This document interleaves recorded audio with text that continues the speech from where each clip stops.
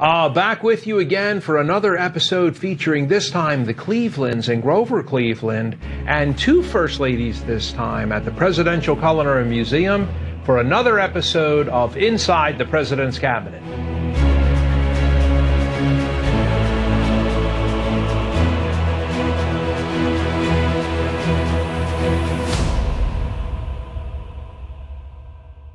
Oh my gosh, guys, who knew? I never knew that the Baby Ruth candy bar is actually really named after Baby Ruth Cleveland. For all the time, I always thought that this was named after Babe Ruth, who actually did sue the Curtis Candy Company in court for copyright and trademark infringement and lost that whole court case.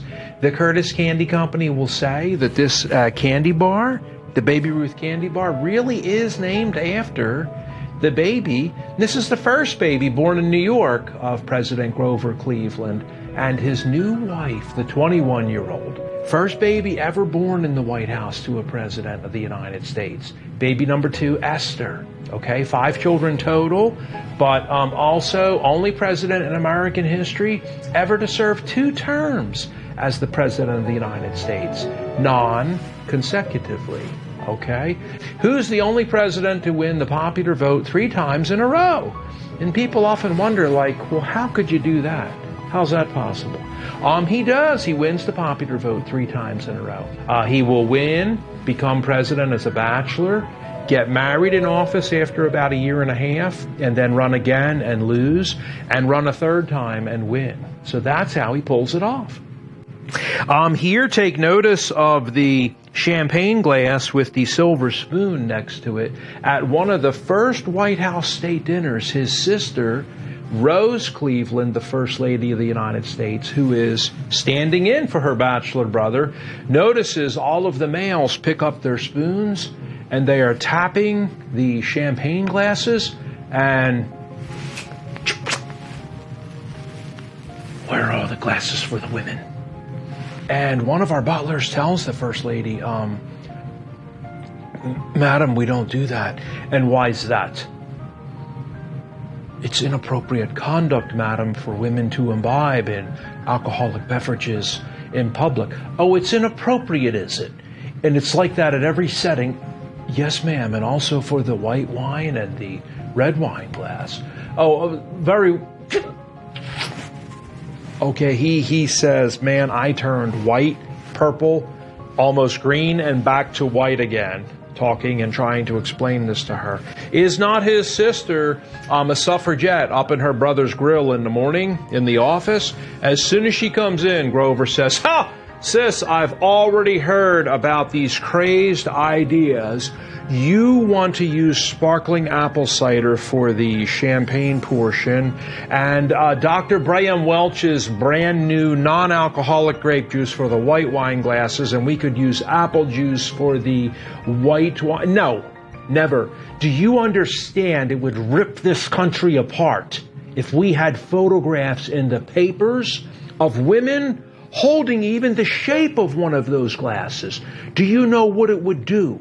We can never do that. That's not why I'm here to talk at all. No, that's not. I wanted to let you know it's the First Lady's prerogative to ban all alcohol from the White House. And so this is a huge battle at one of the first White House dinners. This is the only lesbian First Lady in history of the United States that has been proven. Rose Cleveland, okay? So I often get asked during my speeches on stage and whatnot, you know, hey, what about FDR's wife, Eleanor Roosevelt? Was she? Listen, proven, okay? So that means we have love letters and you can read them on Google and AOL and Bing and, you know, proven, okay? Without a doubt, all right? So she will actually leave the United States and goes to live in Italy, where you'll find her buried today in the English cemetery. She lives with 2 women. One of them is a millionaire. And you'll see that this is where she finishes out the rest of her life. Prolific writer, published numerous books, speaks several languages, and was also a president of a university. The president's sister, the first Lady, Rose Cleveland before he gets married and brings on the second Mrs. Cleveland, the First Lady. Down on the bottom, I know a lot of our viewers may have noticed the glass that is turned upside down. And this is because his new young wife, 28-year difference when Grover gets married in the White House. So quite the age difference. And do you not think that she mentions to Big Grove, okay, Uncle Cleve, as they affectionately called him? He says, what is it, Frank? That was his pet nickname for his wife, Frances Folsom Cleveland. She says, Grove, don't be surprised if I keep turning my water glass upside down at dinners. And this is a silent protest. She is going to allow the men to drink the alcohol in front of women, but she will turn her glass upside down. And you might become embroiled in the controversy if you're at a White House state dinner when she looks at you or points and says,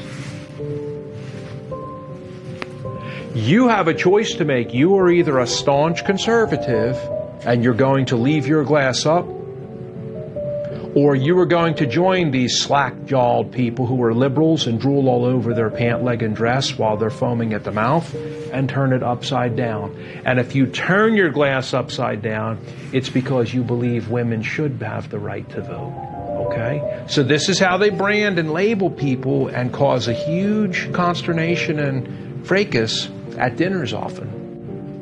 Folks, you may have also seen the $1,000 bill. It does feature Grover Cleveland. He is on our $1,000 bill.